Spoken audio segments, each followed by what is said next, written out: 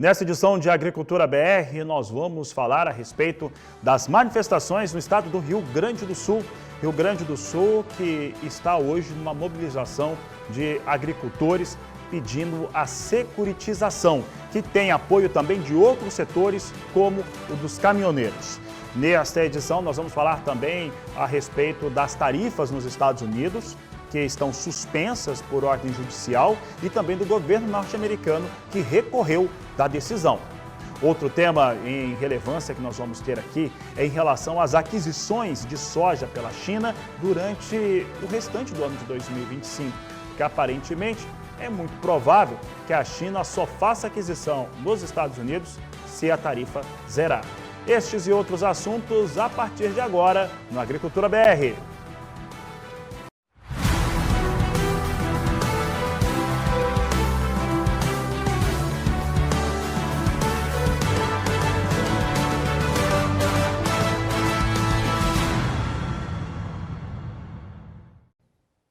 Uma ótima tarde a todos. Começamos agora a segunda edição do Agricultura BR desta sexta-feira, dia 30 de maio, último programa do mês. Para você que nos acompanha pelo canal do Boi e também pelo Agrocanal, pelas parabólicas aqui no Brasil e também nos países vizinhos. Você também pode estar conosco na NET Claro TV, nos canais 190 e 690, na Sky 165 e 565 ou no nosso portal sba1.com ou canaldoboi.com.br. Lá você tem notícias, informações, reportagens, análises de mercados, entrevista, aquilo que você precisa saber, transmissão do Agrocanal, do Canal do Boi e, claro, a agenda de leilões do SBA. Você também pode seguir o perfil oficial do Canal do Boi no Instagram, no Facebook e também no YouTube. E olha, se você está no Paraguai, pode nos acompanhar pela Nel TV, TV por assinatura. Obrigado pela sua audiência, obrigado por estar conosco. A Agricultura BR começa falando a respeito de um movimento que começou já há algumas semanas, que veio ganhando força e tem nesse 30 de maio as manifestações ocorrendo no estado do Rio Grande do Sul. Essas manifestações são por conta da securitização. O quanto isso é relevante para o produtor gaúcho, o quanto que isso é necessário para que se tenha resultados positivos para esses produtores continuarem a produzir. Mas o fato é que as sinalizações do governo federal, elas não são nada animadoras. Por conta disso, nós temos, nesta data do dia 30 de maio, manifestações aí de rua em vários pontos do estado do Rio Grande do Sul, de agricultores, de produtores rurais, mas que ganha força também com a participação de outros setores da sociedade, principalmente dos caminhoneiros. Essa questão é tão importante que em outros estados brasileiros também está havendo manifestação de apoio. Isso já aconteceu durante essa semana no interior do Mato Grosso do Sul, por exemplo. Você vai acompanhar agora o que está ocorrendo com o Paulo Andrei. Olá, Paulo. E acontece nesse exato momento, na sexta-feira, aqui no trevo de acesso ao município de Cruz Alta, mais uma paralisação que busca a visibilidade do produtor gaúcho junto ao governo federal. O pedido de securitização e a resolução que foi lançada no dia de ontem não agradou todos os produtores. Nós conversamos diretamente com quem participa desse protesto para saber quais as reivindicações e quais trabalhos o governo federal precisa fazer para atender cada uma dessas demandas. E ontem a tão esperada resolução do Conselho Monetário Nacional, feita pelo governo federal, infelizmente veio muito aquém do que nós esperávamos. É uma solução que não resolve os problemas dos agricultores, não soluciona os reais problemas do endividamento e não é o que nós queríamos. É uma solução, primeira parte, o prazo de 3 anos. Foi prometido 4, foi dado só 3. Tem vários produtores, dependendo do tipo do financiamento, que estão fora. Então não é isso que nós queremos. Nós queríamos uma medida que amenizasse o problema durante alguns anos, para que nesse período nós conseguíssemos fazer a tão esperada securitização. As medidas assim, falhas, não atende a classe. Pode atender uma minoria, mas a classe não vai se dispersar. Da região do senhor ali, Pejuçara, como foi organizado para a participação aqui em Cruz Alta? São outros municípios que estão participando? Como foi organizado isso? Pejuçara, aqui, Cruz Alta, pertence à Regional 3, que são 13 sindicatos. Então, esses 13 sindicatos se uniu um centro maior. Pajuçara é uma cidade pequena, então se uniu os movimentos, sabe? E uns participam aqui em Cruz Alta, outros em Panambi, Condor, outros em Palmeira, que é da mesma regional. Se centrou o pessoal para ser um movimento assim mais volumoso. E caso não sejamos atendidos ou reconhecidos nessa demanda, as manifestações vão seguir continuando, que nem aconteceram nas últimas semanas? As manifestações não param, porque nós estamos diante de um problema sem solução. Nós temos dívidas, estão tomando as nossas terras, os bancos, e nós não temos como pagar. E como é que nós vamos plantar as próximas safras? Sem CPF, sem recurso, sem financiamento das lavouras. Então, nós temos que pelear, não tem outra saída.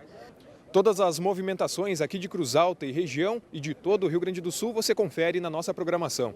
De Cruz Alta, no Rio Grande do Sul, Paulo Andrei. Nós vamos acompanhar durante toda essa sexta-feira e a partir de agora como que esse movimento ganha as ruas e essa expectativa de que ele seja abraçado pelos outros estados do Brasil, fator que já ocorre. Agora há pouco eu recebia uma mensagem da Glenda Salles, que mandou que em Santa Catarina também estava tendo manifestação semelhante.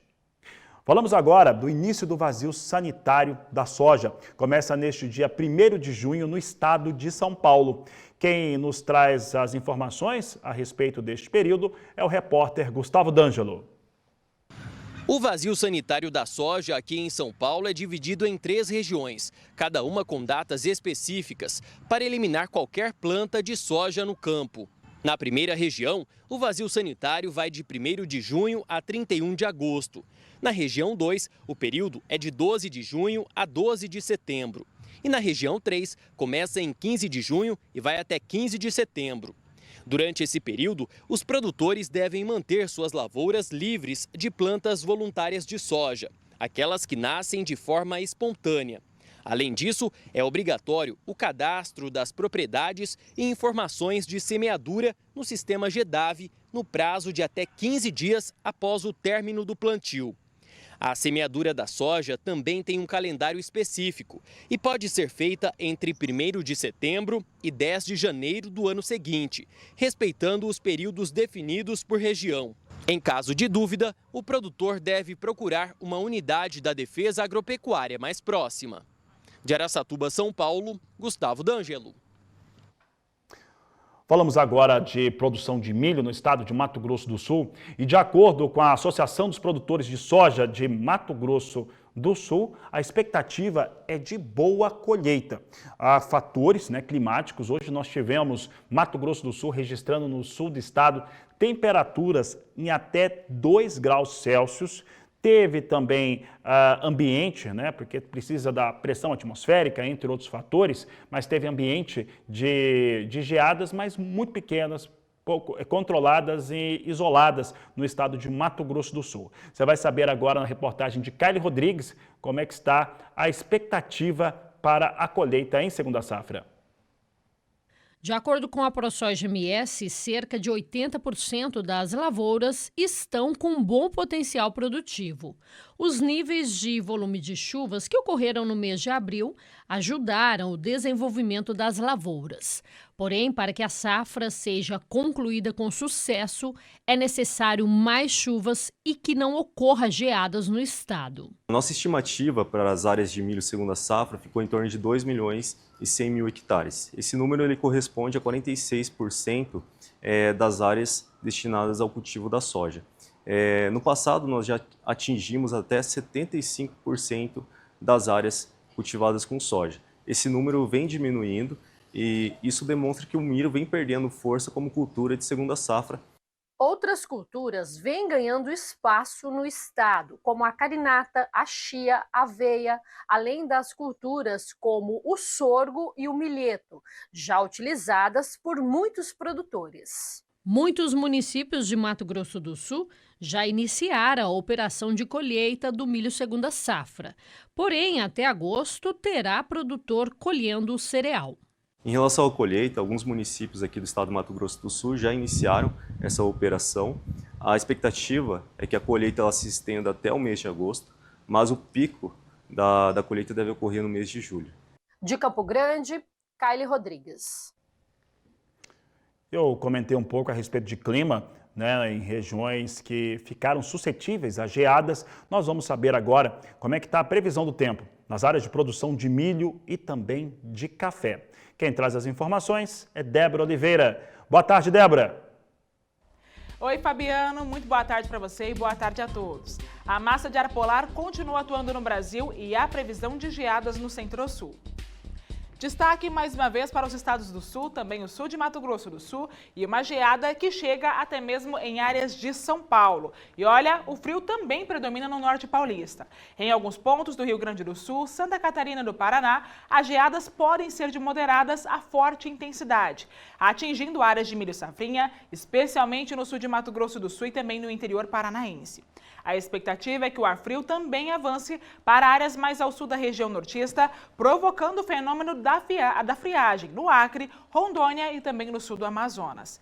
E atenção, viu? Porque após a passagem desse ar frio, vem aí uma nova frente fria. E entre os dias 4 e 9 de junho, novas instabilidades vão avançar pela região sulista e provocar fortes chuvas no sul do país, com risco de temporais no norte do Rio Grande do Sul até o sul do Paraná, o que pode sim paralisar os trabalhos no campo. Também há previsão de pancadas de chuva em São Paulo, Mato Grosso do Sul e no Centro-Sul de Minas Gerais, mas aí com menores volumes acumulados se formos comparar com a região sulista. Já em Mato Grosso, Rondônia, predomínio de tempo firme que deve favorecer a colheita do café. Na costa norte, os temporais continuam entre Amazonas, Roraima, norte do Pará e também do Amapá por conta da zona de convergência intertropical. Enquanto que no Mato Piba, tempo firme e temperaturas elevadas, o que mantém em restrição hídrica as lavouras que ainda estão em campo. Fabiana, esses foram os principais destaques da previsão do tempo e eu volto com você. Obrigado, Débora. Uma ótima tarde a você. No estado do Mato Grosso, um importante dia de campo discutiu e apresentou técnicas de manejo fisiológico das plantas com a finalidade de melhorar produção e produtividade. É o que nós vamos conferir com Valdir Pacheco. Durante esse quarto encontro técnico de culturas de segunda safra, uma palestra que chamou muito a atenção aqui é do professor Dr. Gustavo Pazetti, que abordou sobre fisiologia das plantas. Obrigado aí pela sua participação. E aí, passou uma boa mensagem para esses produtores? Uai, a gente tentou, né? Porque, na verdade, o produtor hoje ele precisa entender que fungicida, inseticida, herbicida não são ferramentas que vão aumentar a produtividade. Essas são ferramentas que foram geradas pela pesquisa, pela investigação, para proteger o potencial produtivo contra os danos, né? Contra a competência por mato, por danos por inseto, por doença, né? A forma da gente conseguir fazer com que o potencial produtivo se expresse com tudo que ele tem é através do manejo fisiológico. É através do manejo nutricional, né? O produtor precisa entender o funcionamento da planta. O produtor precisa entender o que a planta estabelece como prioridade. Se a gente atender às prioridades da planta, não tenha dúvida que, não tendo a falha de São Pedro, né, em ofertar a água no momento certo, nós vamos a cada safra colher cada vez mais, né? Porque a genética, e diga-se de passagem, o melhoramento genético de soja, de milho, do algodão no Brasil dá show a cada ano, ofertando ao produtor variedades cada vez mais produtivas. Como você falou, né? Cada vez menos usando químicos, né? E hoje os biológicos estão entrando com muita força nessas lavouras, né? Tanto para proteção foliar, como também para ativar a microbiota do solo. A planta, estando bem nutrida, ela se defende melhor das pragas também, né? Sem dúvida alguma. A analogia que eu faço, né, a saúde vegetal, ela não pode ficar apenas na dependência do químico, que eu entendo ele como um remédio para controlar doença ou para controlar praga. A saúde do vegetal se faz primariamente ativando os mecanismos de defesa que existem na planta. Então a planta tem seus mecanismos de defesa. E esses mecanismos de defesa residem em 2 princípios básicos. O primário é nutrição. A outra é na parceria que a planta milenarmente estabeleceu com micro-organismos, né? Então hoje nós temos uma série de micro-organismos estimulando o mecanismo de defesa na planta. Nós temos micro-organismos promovendo o crescimento e que resulta em maior biomassa de pelos radiculares, né? A partir do momento que você tem uma planta melhor nutrida, com um bom estabelecimento, que eu chamo de parcerias entre biológicos, você vai ter uma planta fisiologicamente mais ativa. Uma planta que vai estar mais preparada para enfrentar as dificuldades ao longo do seu ciclo, que a gente corriqueiramente chama ela de estresse. E o produtor rural, ele precisa entender que o estresse não se restringe apenas à falta d'água ou ao excesso de água que condiciona para a falta de luz ou para as temperaturas extremas. Nós temos também o estresse químico, né? O fungicida que nós colocamos, o herbicida, o inseticida, ele é substância estranha para a planta. E a planta precisa metabolizar. Ela gasta energia com isso. E muitas vezes o produto que resulta do metabolismo daquilo que nós aplicamos, ele é mais prejudicial ainda, né? E aí então precisamos recorrer à bioestimulação, né? Hoje nós temos excelentes produtos, né, para agilizar os mecanismos de detoxificação na planta. A planta também tem mecanismos de detoxificação. Maravilha. A planta é um ser vivo. E todo ser vivo quer sempre expressar o seu potencial produtivo. A planta também, né? Deixando bons frutos, filhos, para que a espécie se perpetue, né? A planta não é diferente. Essa é a proposta, né? Se a gente pensar como, ou se admitíssemos a ideia de que a planta pensa, o que ela pensaria? Ela se faria a primeira pergunta: qual que é o meu objetivo nessa vida? Meu objetivo nessa vida é sobreviver, né?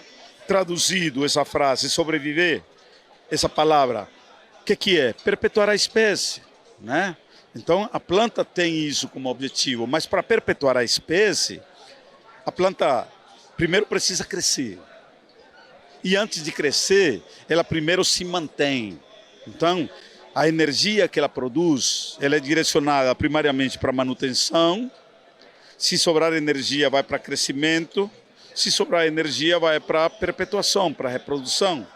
Para a planta é semente, para nós poderá ser semente ou poderá ser grão. Qual que é a proposta, né? Dominamos o ambiente? Não dominamos o ambiente, né? Temos excelentes potenciais genéticos produtivos e qualitativos? Temos. Qual tecla que a gente precisa tocar de forma mais afinada? A tecla do manejo, né? E a nossa conversa hoje aqui foi exatamente isso, né? O manejo fisiológico e o manejo nutricional como ferramentas para mitigar, dentro do que se possa, o impacto do estresse e dessa forma a planta ter mais habilidade para transformar água, luz, CO2 e nutrição naquilo que vai resultar em retorno econômico, que é grão ou maior produção de fibra e fibra com qualidade no caso do algodão.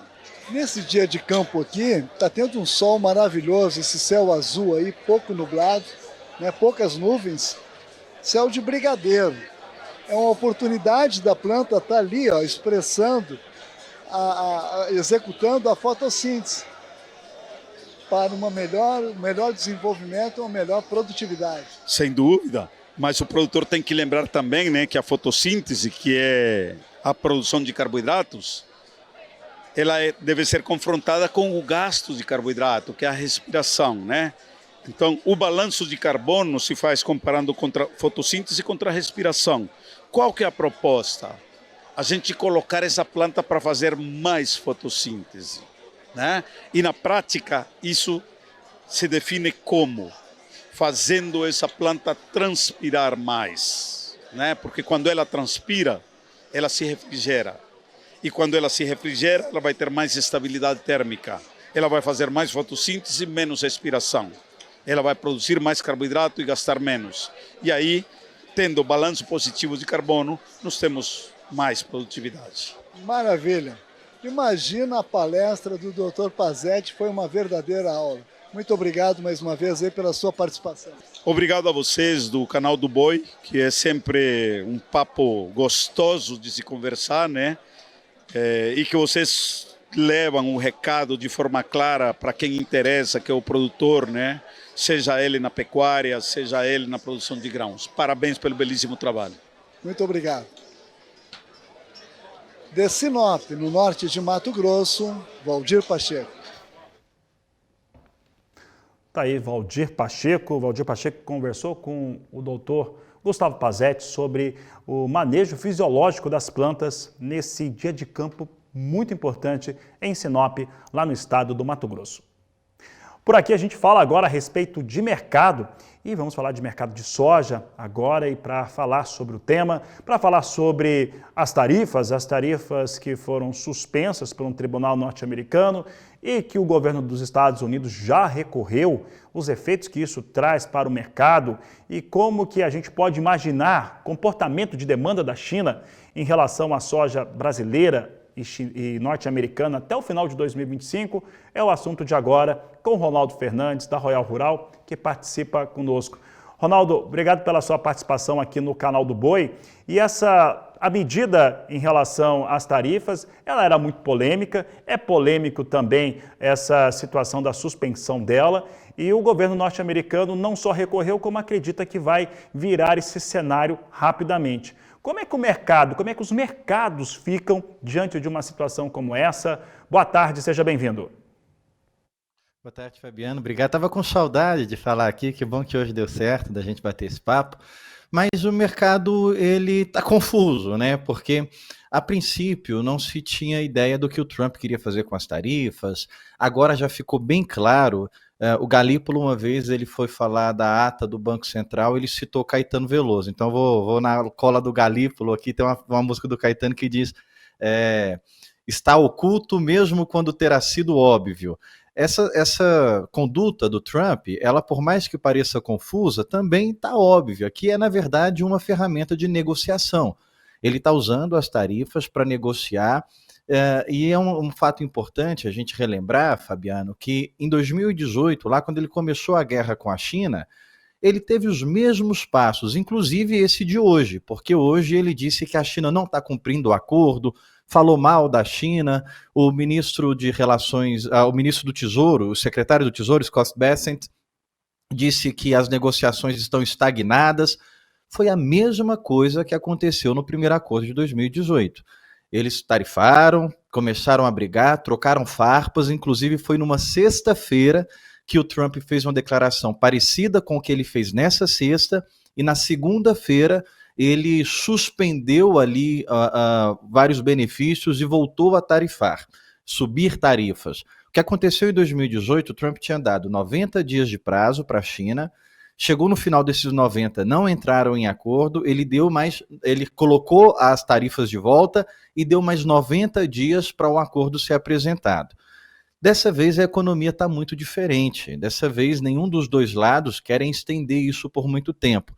Mas esse fato, acho que o mercado está entendendo isso hoje, o fato do Tribunal Comercial ter retirado as tarifas, depois vir um outro tribunal e falar, não, o Trump aqui ele recorreu rápido, o argumento que ele apresentou é louvável, vamos reestabelecer as tarifas. Isso faz com que o mercado entenda que a economia americana pode não suportar como suportou lá no primeiro momento. Todo mundo sabe que o Trump não quer que as tarifas se estendam por muito tempo, é aquela retórica, para melhorar eu vou ter que piorar um pouco. Está muito claro que isso é uma negociação, que isso é a forma dele negociar.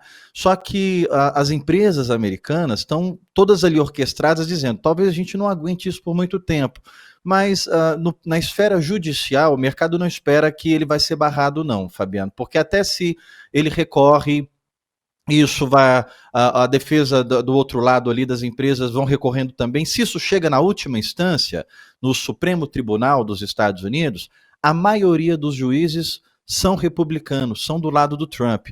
Então hoje o que o mercado entende é que caso o termo no âmbito judicial haja algum problema, vai só adiar o inevitável. Ele vai continuar com as tarifas como ferramenta de negociação. Então o próximo passo mesmo é esperar o dia 9 de julho, quando ele colocou essa data para apresentar acordos tanto com a China, tanto com a União Europeia, Fabiano. Ronaldo, e quando a gente pensa em China, em acordo com China, a gente tenta olhar o que é que se desenvolveu desde as últimas conversas, que foram talvez um pouco mais amistosas do que as iniciais, sem nenhuma dúvida, mas com tarifas ainda que são impeditivas. Pelo cenário que nós temos, pela posição dos dois países, né, e que se sabe, como que deve ser o comportamento de compra da China até o final de 2025? A gente está encaminhando agora para o início de junho. E junho costuma ser, todos os anos, independente de briga, independente de tarifa, eu estou até pegando o dado aqui para falar com precisão, mas mesmo que a gente não olhe aqui, é um dado muito comum, a gente sempre traz ele aqui também. Junho costuma ser o pico de recebimento de soja na China. É o mês que a China mais desembarca soja, junho. Ou seja, se ela recebeu esse volume em junho, ela tem que ter comprado e ela tem que ter embarcado isso há pelo menos 2 meses atrás, quando a gente fala do Brasil. Dos Estados Unidos também um tempo parecido, porque os navios chegam lá, demoram para descarregar, demoram para ser lançados.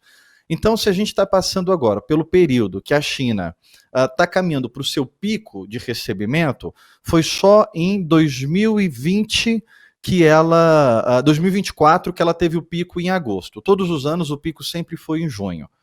Se ela está passando agora para o seu período de maior recebimento, é natural a gente esperar, Fabiano, que daqui para frente ela vai reduzir os seus volumes de compra. A China não vai sair do mercado, a China não vai abandonar o cenário brasileiro, mas, independente de tarifa, é o momento que ela costuma retirar as compras, porque ela já está, como a gente diz no mercado, de barriga cheia. E isso a gente costuma sentir reflexo nos nossos prêmios, os prêmios começam a cair. A demanda chinesa, então, ela está caminhando para esse período de sazonalidade, onde ela começa a reduzir. Só que é uma redução ainda grande. Ela vai comprar agora em maio 14 milhões de toneladas, para junho ela provavelmente vai atingir os 10 milhões de toneladas, para julho vai reduzindo para 9, então isso não cai de uma vez, mas vai começando a reduzir, a gente vai sentindo os prêmios perdendo força. O ponto agora é o grande momento para o dia 9 de julho, olhando para a sua pergunta sobre a demanda chinesa. Porque até 9 de julho, a China vai ter o Brasil como fornecedor natural, porque é o momento em que nós realmente temos maior entrega para a China. A partir de 9 de julho, vai depender de como eles vão traçar esse acordo, se vai adiar por mais 90 dias, se não vai adiar, mas o fato é que, se a gente já está entrando no segundo semestre, a partir de setembro, outubro, novembro, os Estados Unidos já vão ter colhido. E aí, ou vão estar em colheita, e aí a China vai mudar o foco, ela não vai comprar grandes volumes do Brasil e vai passar a comprar volumes dos Estados Unidos. Então, olhando para um cenário agora de oferta e demanda, não olhando para a tarifa, a China, ela não tem problema de onde comprar, Fabiano. Ela tem o Brasil entregando uma safra cheia, uma safra recorde. Os Estados Unidos, mesmo que teve redução diária de 86 para 83 milhões de acres, ainda tem a projeção de uma produtividade muito alta. O clima nesse início está dando suporte para se acreditar nisso. E ela também está comprando soja do Uruguai e soja da Argentina. A gente está falando da soja brasileira colocada lá no porto da China em torno de $440 a tonelada. A da Argentina chega a 430. Nós vamos oferecer para a China 14 milhões de toneladas. A Argentina não consegue esse volume, mas ela acabou de colher. Ela pode entregar pelo menos 2 milhões de toneladas para a China no final de maio, no início de junho. Não é o nosso volume, mas limita o nosso preço. Então, a demanda chinesa é uma demanda aquecida, mas ela também tem uma oferta aquecida que baliza e controla os preços, Fabiano. Paulo, rapidamente, dentro dessa situação que você nos traz, nós devemos ter janelas interessantes de vendas para produto brasileiro neste segundo semestre, principalmente antes da entrada da safra americana? Quando a gente fala de carrego, Fabiano, infelizmente a gente acredita aqui que os melhores momentos já possam ter passado. Nós vamos ter 2 períodos agora de definição para preço tanto no Brasil e em Chicago também, que é agora no dia 30 de junho, a revisão diária dos Estados Unidos. O relatório de março trouxe 83 milhões de acres. O mercado já começa a acreditar que esse volume pode ser pouco, e aí mostrar que o produtor americano plantou mais do que 83. Não 86, não 87, mas um pouco mais. E aí vem um sentimento de maior oferta americana. Então, o primeiro momento é dia 30 de junho. O segundo momento, obviamente, o dia 9 de julho.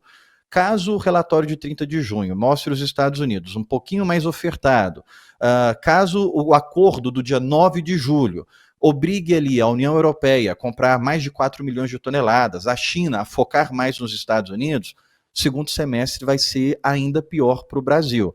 E a gente tem que lembrar que os Estados Unidos está sofrendo um baque no seu mercado interno.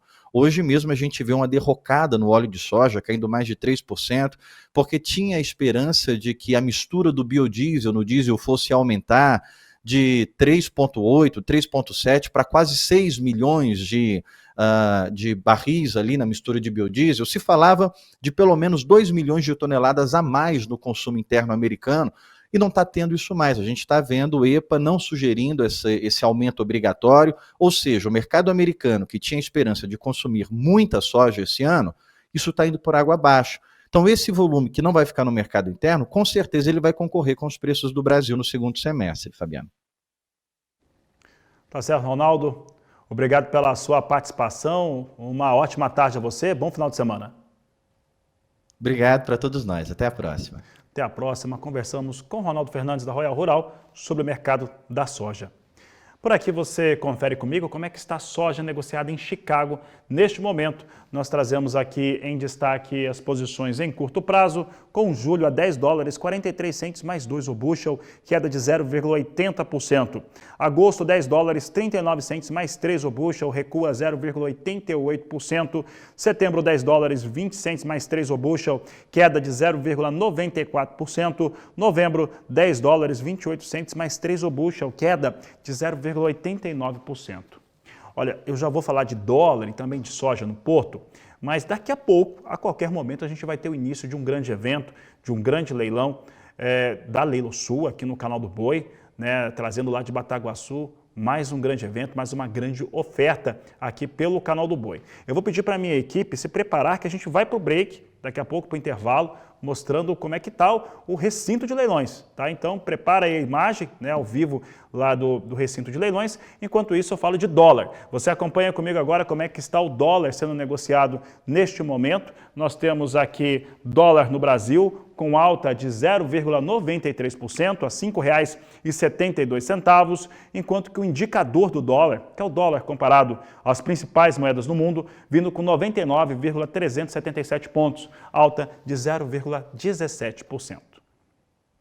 Falamos então agora de soja nos portos brasileiros. Nós trazemos em destaque Porto de Paranaguá e Porto de Santos. Nós trazemos aqui Santos a R$ 136 a saca, Paranaguá R$ 135 por saca de 60 quilos para entrega em junho, recebe em julho com os dados da Grãos Corretora.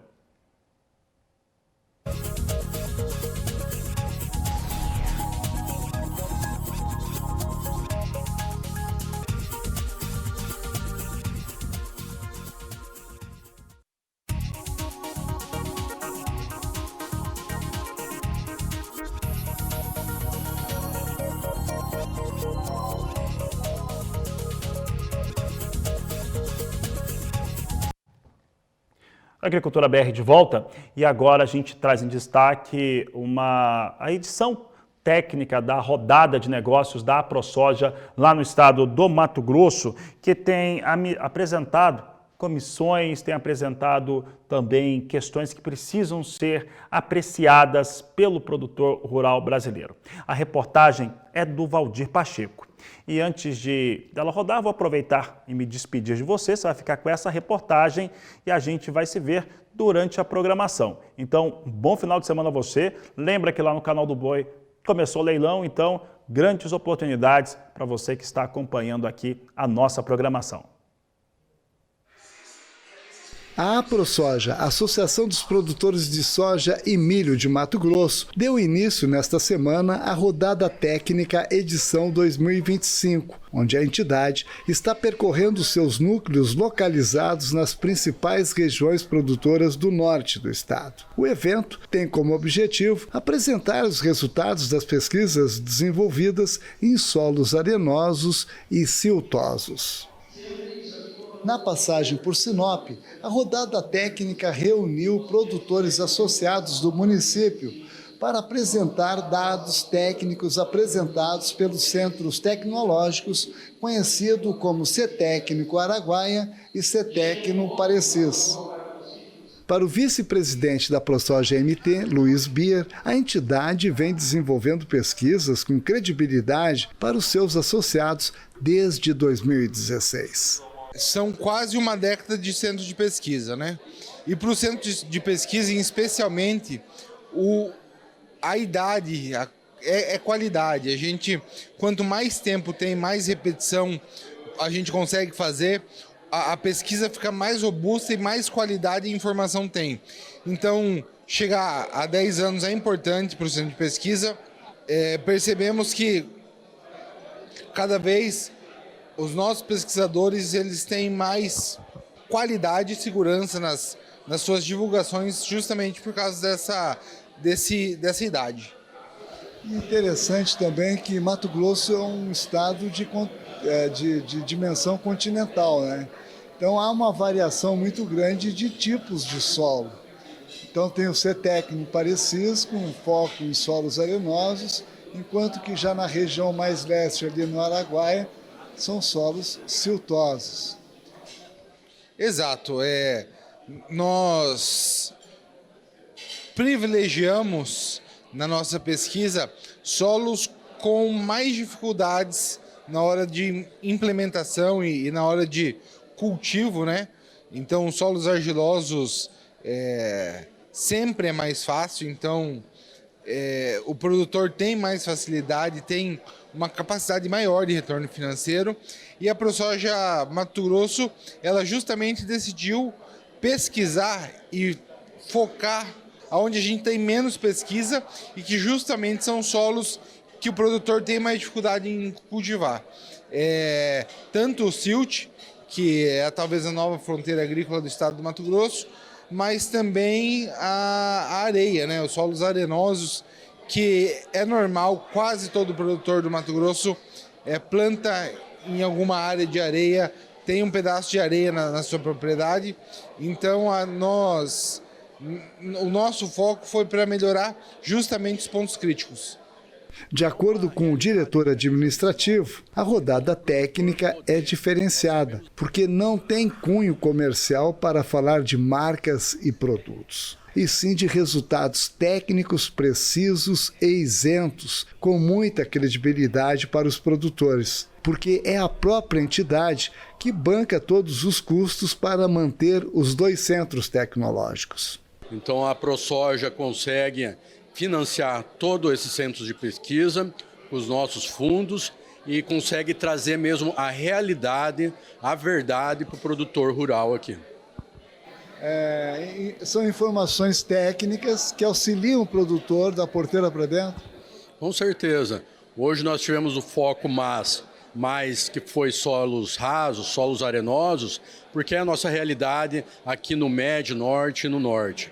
Então, o produtor saber qual nutriente parcelar nas areias, qual o micronutriente que pode fazer uma diferença ou não, isso pode trazer uma rentabilidade maior, principalmente nesse momento que o agro está vivendo, que é uma margem quase negativa.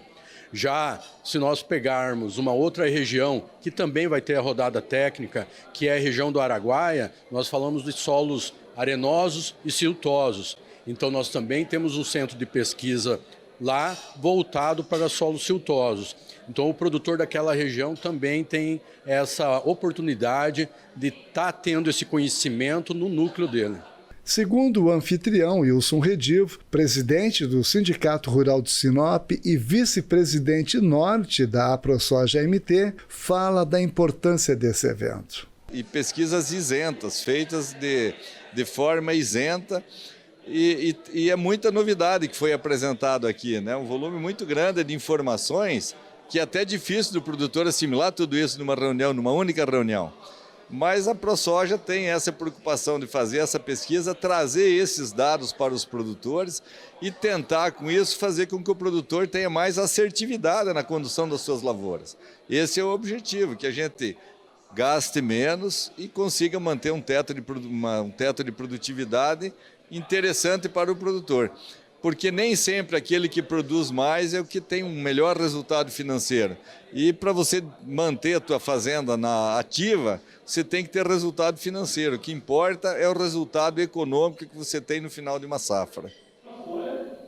De Sinop, Mato Grosso, Valdir Pacheco.